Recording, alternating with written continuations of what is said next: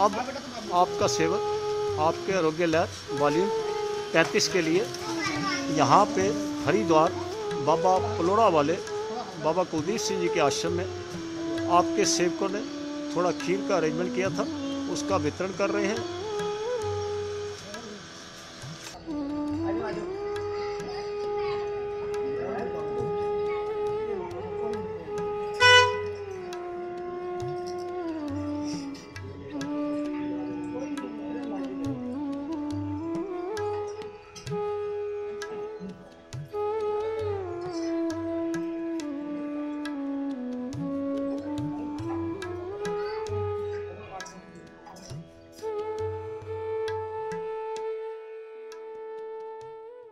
आज के आपके इस वॉल्यूम को सेवक 4 भागों में विभाजित करेगा। पहले भाग में जो कोरोना के इंजेक्शन लगाए जा रहे हैं ऑफिशियल्स को, उसके ऊपर डिस्कशन करेंगे कि अलग अलग डॉक्टर्स की, अलग अलग डिपार्टमेंट्स के अलग अलग ओपिनियन क्यों है। उसका सब पार्ट होगा रिपोर्टेड डेथ्स पर। दूसरे भाग में डिस्कस करेंगे कि मद्रास हाई कोर्ट में जो एक ट्रायल पार्टिसिपेंट ने जो केस डाला है उसकी क्या पोजीशन है। तीसरे भाग में सोशल इश्यूज पर थोड़ी सी डिस्कशन करेंगे, क्योंकि आपके इस इश्यू पर बहुत प्रश्न थे, पेट्रोल के दामों पर। और दूसरा एक किसान की जो डेथ हुई थी एजिटेशन के दौरान, और उसकी मोचरी में बॉडी को कैसे रखा गया था। चौथे भाग में सेवक आपके साथ साझा करेगा कि हम अपना इम्यून सिस्टम कैसे स्ट्रॉन्ग कर सकते हैं कि आने वाले दिनों में अगर ऐसी बीमारियां आए भी तो हमारे को छू ना सके। अब आते हैं भाग 1, 2 और 3 को कंटिन्यूसली डिस्कस करेंगे। पहले भाग में डॉक्टर्स की ओपिनियन इस मेडिसिन के बारे में क्या है, और उन्होंने डिफरेंट स्टेज पर क्वेश्चंस के आंसर इस मेडिसिन के बारे में क्या दिए हैं। देखिए, the ministry has been replying to queries raised by citizens to clear doubts regarding the COVID vaccine on Twitter, replying to a question by a lawyer Ankita Shah on how long the protection offered by the 2 vaccines, Covishield and Covaxin, will sustain in the body. Dr. Guleria said a good amount of antibodies will be developed about 14 days after the second shot of the vaccine. Second, उन्होंने क्या कहा? It is not clear how long the protection will last, but it is believed to last for at least 8 months or maybe longer. ये किन्होंने जवाब दिया था?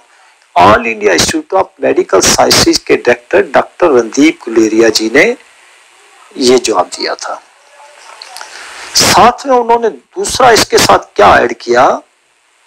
You are protected but protecting others would need you to follow Covid appropriate behaviour. उन्होंने कहा कि आप protected हो, लेकिन आपको दूसरे लोगों के साथ वैसा ही रहना है जैसे कि कोविड डेज में रहते हैं।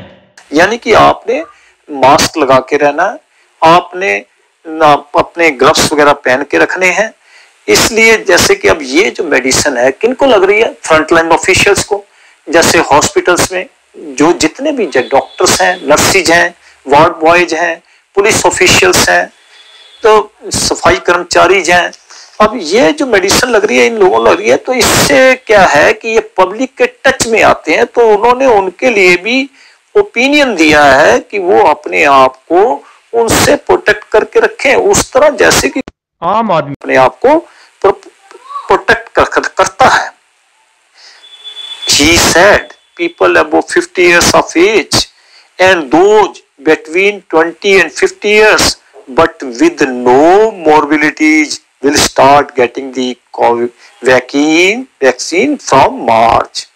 उन्होंने कहा कि ये जो मेडिसिन है ये 20 and 50 ईयर्स के सिटीजन्स को, ह्यूमन बींग्स को, जिनको की कोई और सीरियस बीमारियां नहीं हैं, जो बीमारी मल्टीपल बीमारियां होती हैं वो नहीं है, उनको मार्च में शुरू कर दी जाएगी। देखिए अब इसमें क्या है, दूसरे डॉक्टर साहब हैं इसमें, डॉक्टर वीके पॉल जी जो कि नीति आयोग में हैं। उन्होंने क्या कहा है, अब उनकी बात देख लीजिए। ये है एक क्वेश्चन था जो मल्टीपल टाइम आ रहा था हॉस्पिटल्स में, वो क्या था, I am on blood thinner, can I take कोविड-19 vaccine, I have undergone a kidney transplant, should I take the jab, there are some of the commonest queries hospitals are fielding as India ready to vaccinate people above 50 years of age, most of whom suffer from some type of comorbidity, according to Dr. V.K. Paul, Niti Aayog member. Everyone should take the vaccine approved as they are safe. There is no known contraindication for their use on people suffering from chronic diseases and morbidities, he said. Paul, who is above 60 years, was among the first healthcare workers to take the jab on January 16 when the country rolled out the immunization drive against COVID-19. On Tuesday, he took the second dose. अब श्री रणदीप गुलेरिया जी की भी आपने statement सुनी, उनका भी जवाब था एक क्वेरी के लिए। डॉक्टर वीके पॉल जो कि नीति आयोग के मेंबर है, ये उनका दूसरी क्वेरी के लिए है। देखिए ये आपस में दोनों ही कंट्राडिक्ट कर रहे हैं। तीसरा जो डॉक्टर साहब हैं, डॉक्टर बलराम भार्गवा जो कि डायरेक्टर जनरल हैं of Indian council of medical research के, इन्होंने क्या कहा है, Bhargava's statement comes amid confusion in the medical fraternity over the fact sheets of the Covaxin and Covishield, which suggest that those taking blood thinners should not be given the vaccine or should consult their doctors. This could mean a large section of the people with comorbidity such as diabetes, hypertension and heart diseases who are among the priority groups to be vaccinated in the third phase of the inoculation drive cannot be given the vaccines. मतलब दोनों कंपनियों ने जो अपनी fact sheet में कहा है इनको नहीं दी जा सकती, लेकिन हमारे डॉक्टर बलराम भार्गवा जो डायरेक्टर जनरल हैं of the Indian council of Indian medical research के, उन्होंने ये कहा कि उनको दी जा सकती है। अब उसके बाद the Covaxin fact sheet states that people who are on the blood thinner और those with bleeding disorders cannot take the vaccine. The fact sheet of Covishield manufactured by the serum institute of India ask people on blood thinners to inform their physicians before taking the vaccination. Serum Institute of Bharat Biotech, the maker of Covaxin, have now asked the Drug Controller General of India for these points in their fact sheet to be revised. The relative contradictions regarding blood thinners are mentioned in the fact sheets of both the vaccines, and both the company have written to the DCGI regarding changing this point in the fact sheets, and that will happen soon, Bhargava said. He said that for those on blood thinners like aspirin, there is no contradiction, there is no contraindication, and that will be rectified very soon as the DCGI gives permission for the same. आप सेवक आपके सामने रखा है economic times 11/2/2021 में। इसमें क्या है, एडवर्स इवेंट्स फॉलोइंग इम्यूनाइजेशन, कि इसमें इस चीज के ऊपर क्या कमेंट्स दिए गए हैं ये देखिए। द इकोनॉमिक टाइम्स में डाटा जो इकट्ठा किया गया हेल्थ मिनिस्ट्री से, उन्होंने कहा है कि there is no adverse event is following immunization linked death has been reported so far. मतलब मिनिस्ट्री ऑफ हेल्थ ने इस इश्यू पर कहा है कि इस मेडिसिन इंजेक्शंस के लगने से अभी तक कोई भी डेथ रिपोर्टेड नहीं है। लेकिन सेवक ने आपके वॉल्यूम 29 में तकरीबन 7.90 मिनट्स के बाद आपके साथ शेयर किया था, कुछ डेथ रिपोर्टेड थी। वो हो सकता है कोइंसिडेंस हो कि क्यों उसमें कुछ डेथ रिपोर्टेड और कुछ 3-4 डेथ आपको जो न्यूज़पेपर में रिपोर्टेड है आज भी शेयर करेगा आपके साथ। और उससे और इनकी स्टेटमेंट पे ये फर्क क्यों आ रहा है। दूसरा, सेवक ने आपके साथ अभी डिफरेंट डॉक्टर्स की, डिफरेंट डिपार्टमेंट्स के हेड्स की स्टेटमेंट्स भी आपके साथ शेयर की। देखिए ये भी कंट्राडिक्ट कर रही है आपस में। सेवक को ये नहीं समझ आ रहा कि इस दवाई के विषय में क्या हमारे साइंटिस्ट डॉक्टर्स एक मत क्यों नहीं है। एक डॉक्टर साहब जो ऑल इंडिया मेडिकल में है, डॉक्टर रणदीप गुलेरिया जी, वो कुछ बता रहे हैं हमारे को कैरिज में। Doctor VK. पॉल जी जो मेंबर है नीति आयोग में, वो कुछ बता रहे हैं। और डॉक्टर बलराम भार्गवा जी वो कुछ बता रहे हैं। और दूसरा, मिनिस्ट्री ऑफ हेल्थ हमारे को बता रही है कि इस उसमें जो इंजेक्शन लगाए जा रहे हैं इससे कोई भी अभी तक डेथ रिपोर्टेड नहीं है। अब हम आते हैं कि अपने 29 नंबर वॉल्यूम के 7.19 मिनट के बाद के पार्ट के बाद की जो डेथ रिपोर्टेड हुई है। एक है इंटर्न है एम्स ऋषिकेश में जो 24 इयर्स ओल्ड है, उनकी ये इंजेक्शन लेने के 11 दिन बाद डेथ हुई। उन्होंने इंजेक्शन कोविड से 16/2 को died after 11 days after getting the Covid vaccine on 16/2/2021। Second death police official ASI Pushpendra Pandey जिनकी उम्र 34 साल, उनकी रायपुर छत्तीसगढ़ में मौत हुई है संडे को 14/2021 को after 2 days of taking first dose with cardiac arrest. की पहली डोज लेने के बाद कार्डिक अरेस्ट से उनकी 2 दिन बाद डेथ हुई और उन्होंने कंप्लेंट की चेस्ट पेन की। और इसके बाद जो डेथ रिपोर्टेड है सेवक आपसे वो भी जरूर शेयर करेगा। सेवक ये भी शेयर करना चाहता है, जर्मनी ने ये इंजेक्शन जो है 65 इयर्स के ऊपर के लिए बंद कर दिए हैं। उन्होंने एस्ट्राजेनेका कोविड-19 की जो वैक्सीन है उन्होंने ये अनाउंस कर दिया है कि 65 इयर्स से एबो वालों को नहीं दी जाएगी। देखिए ये न्यूज़पेपर है हमारे पास द टाइम्स ऑफ इंडिया 29 जनवरी का। इसमें भी 2 डेथ रिपोर्टेड हैं। मतलब ये भी कोइंसिडेंस कह सकते हैं आप कि 27 साल के हैं ये नानी करम केनेट, ये सिक्योरिटी गार्ड थे ओडिशा नवापदा डिस्ट्रिक्ट हेडक्वार्टर्स हॉस्पिटल, जिनकी डेथ हुई है वीर सुरेंद्र इंस्टीट्यूट ऑफ रिसर्च विमसर और 25/1/2021 2 दिन के बाद दवाई के, क्योंकि इन्होंने 23/1/2021 को दवाई ली थी।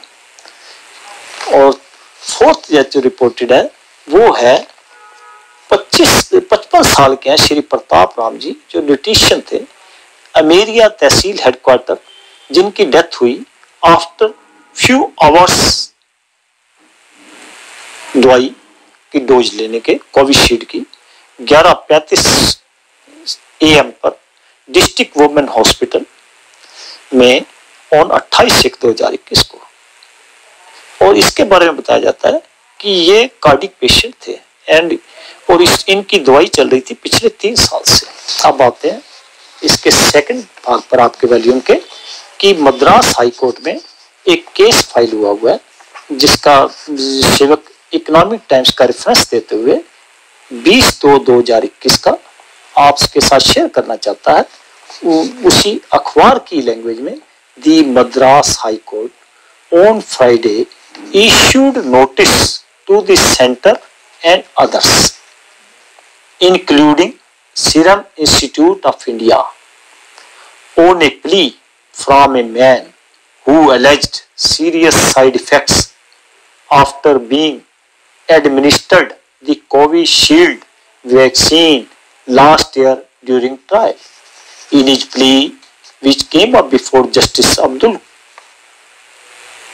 Quddus, the petitioner sought a declaration that traumatic health issues he faced following vaccination was a serious adverse event as defined in the new drugs and clinical trial rules NDCTR 2019. The vaccine should hence be declared. उन्होंने साथ ही प्रार्थना की है कि इस दवाई के बारे में ये डिक्लेयर किया जाए कि ये सेफ नहीं है, और उन्होंने साथ ही ये भी प्रार्थना की, प्लीड किया, आर्गुमेंट किया कि डायरेक्शन दी जाए सीरम इंस्टीट्यूट ऑफ इंडिया को to provide him a compensation of 5 crore का उनको मुआवजा दे ये सीरम इंस्टीट्यूट ऑफ इंडिया। और पिटिशनर जो है 41 साल के हैं जिनका नाम है आसिफ रियाज, जिन्होंने ये भी प्रार्थना की है अपनी पिटीशन में कि इस पर अंतरिम स्टे भी लगाया जाए कि सेंटर जो है, सेंटर और drug controller general of India, इसको दवाई को लगाने से रोका जाए। अब आते हैं भाग 3 पर, जिसमें हमने सोशल इश्यू पे डिस्कस करने के बाद कहा था, सेवक ने ये आपके साथ शेयर कर रहा है द टाइम्स ऑफ इंडिया 20/2/2021। इसमें ये बताया गया है कि एक हमारे बुजुर्ग 70 साल के किसान जिनका नाम श्री राजेंद्र कुमार है, जो कि सोनीपत के बायनपुर के रहने वाले हैं, और इनकी मौत हुई थी सिंगू बॉर्डर पर प्रोटेस्ट में बैठे हुए। इनको हॉस्पिटल ले जाया गया हरियाणा सोनीपत, वे जहां पे इनको पोस्टमार्टम के लिए रखा गया था, वहां पे देखा गया कि उनकी बॉडी को चूहों ने बुरी तरह से कुतरा हुआ था। अब ये बेशक गवर्नमेंट, ये health authorities have formed an inquiry committee to probe the case, बेशक कमेटी बना दी गई, लेकिन सेवक को इस चीज का दुख है कि हॉस्पिटल्स में इवन मोर्चरी में भी केयर नहीं हो पा रही हमारे से। और सेकंड इश्यू हमने आपसे डिस्कस, आपने का पेट्रोल पे काफी बोला कि पेट्रोल पे आप कुछ नहीं कह रहे। देखिए ये बात आपकी बिल्कुल ठीक है, ये मैं टाइम्स ऑफ इंडिया 20/2/2021 का ये आपके साथ शेयर कर रहा हूँ, पेज 24। इसमें इन्होंने क्या बताया है कि मार्च 2012 में जब हमारे को क्रूड ऑयल $123.6 का पर बैरल मिल रहा था, तो तब हमारे यहाँ दिल्ली में रेट था 65 रुपए 60 पैसे, और डीजल की प्राइस थी 40 रुपए 90 पैसे दिल्ली में। लेकिन अब जो है $60 का एक बैरल हम इंपोर्ट कर रहे हैं, और पेट्रोल की प्राइस है 87 रुपए 90 पैसे पर लीटर, और डीजल की प्राइस है 78 रुपए 10 पैसे पर लीटर इन दिल्ली।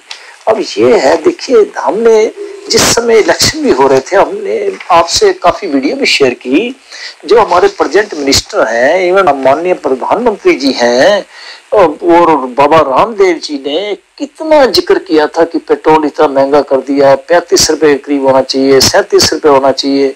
लेकिन देखिए अब पेट्रोल की कीमतें इतनी ऊंची जा रही हैं, तो इसका मतलब हमारे पॉलिटिशियन जो है सेवक महसूस कर रहा है, हमारे पॉलिटिशियन जो है आज की डेट में डॉक्टर भी वही हैं, जजेस भी वही हैं, और इंजीनियर भी वही हैं, साइंटिस्ट भी वही हैं, अकाउंटेंट भी वही हैं, पॉलिटिशियन तो वो है ही है और इंडस्ट्रिस्ट भी वही है।